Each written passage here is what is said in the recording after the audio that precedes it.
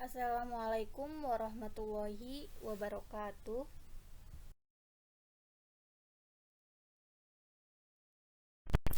Pertemuan kali ini kita akan belajar tentang ketentuan kurban.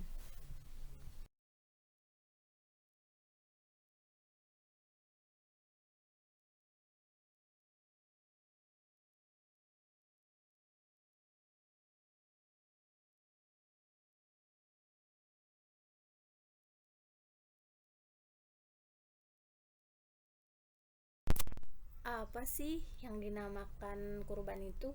Dan bagaimana hukum dan ketentuan kurban?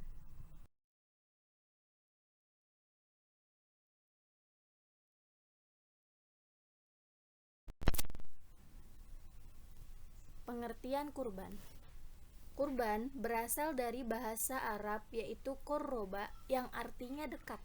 Kemudian, untuk lebih luasnya, kurban dapat diartikan yaitu tindakan menyembelih hewan tertentu atas dasar entah dari Allah dan petunjuk dari Rasulullah.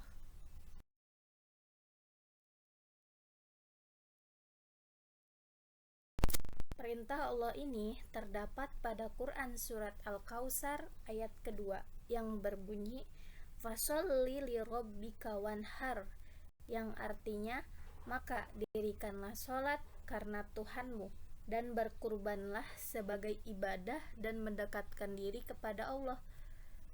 Sudah jelas ya bahwa kurban ini merupakan perintah dari Allah dan juga merupakan petunjuk dari Rasulullah.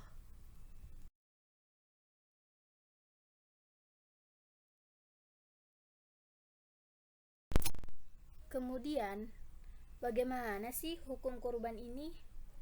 Jadi, hukum kurban ini yaitu sunnah muakkad, yang artinya sangat dianjurkan terutama bagi umat muslim yang mampu. Jadi, ketika umat muslim sudah memiliki uang yang cukup untuk membeli hewan kurban, maka sangat dianjurkan untuk berkurban.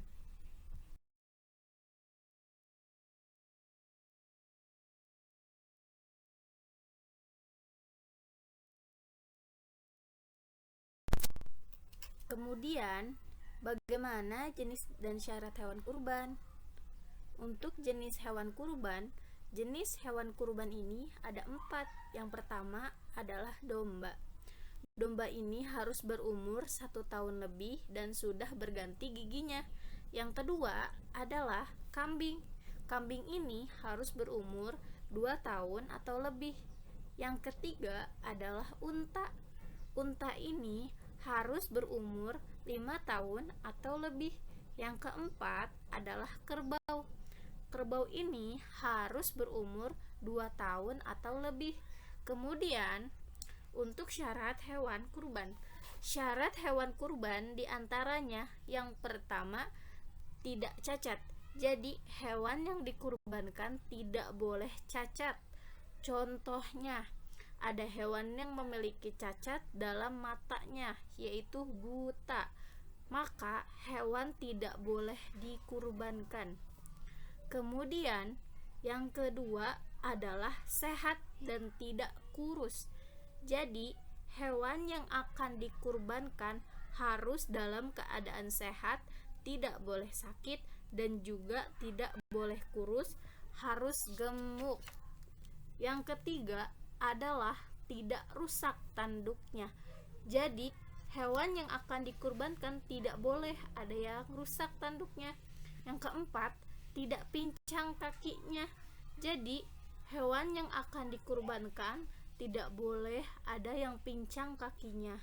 Yang kelima, tidak dalam keadaan hamil. Jadi, hewan yang akan dikurbankan tidak boleh dalam keadaan hamil.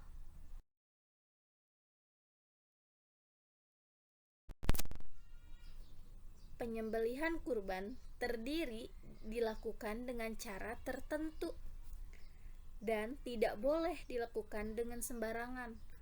Waktu penyembelihan kurban itu pada tanggal 10 bulan Zulhijjah, yakni mulai dari setelah sholat Idul Adha sampai 3 hari tasyrik dari tanggal 11, 12, dan 13 bulan Zulhijjah.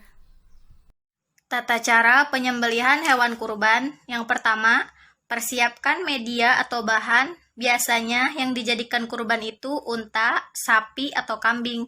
Namun, di Indonesia biasanya menggunakan kambing atau sapi. Dan persiapkan juga pisau yang sudah ditajamkan sehingga ketika menyembelih tidak menyulitkan. Perumpamaan penyembelihan kurban, yakni saya menggunakan media guling. Pertama, hadapkan hewan kurban ke arah kiblat, lalu bacalah Bismillahirrahmanirrahim dan sholawat Nabi, entah Allahumma sholli ala Muhammad atau Allahumma sholli ala Muhammad wa ala ali sayyidina Muhammad, dan seterusnya. Yang penting yakni sholawat kepada Nabi. Kemudian membaca doa agar dikabulkan kurban ini, atau niat dalam hati, ya Allah, saya kurban, mohon diterima. Kemudian itu menggoroknya.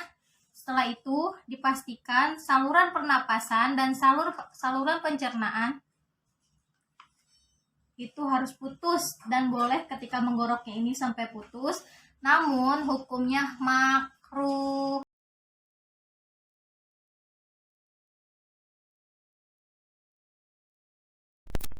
Pembagian daging hewan kurban.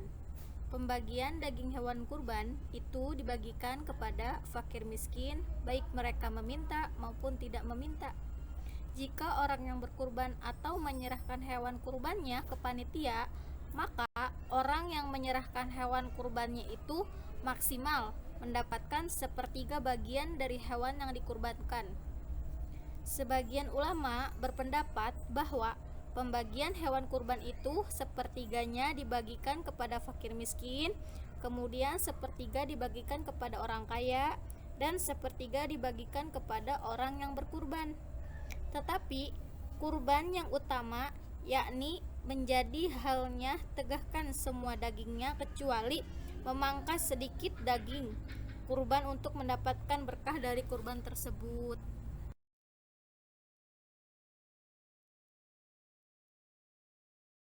Sekian penjelasan dari saya, kurang lebihnya mohon maaf, dan semoga bisa bermanfaat. Sampai bertemu kembali.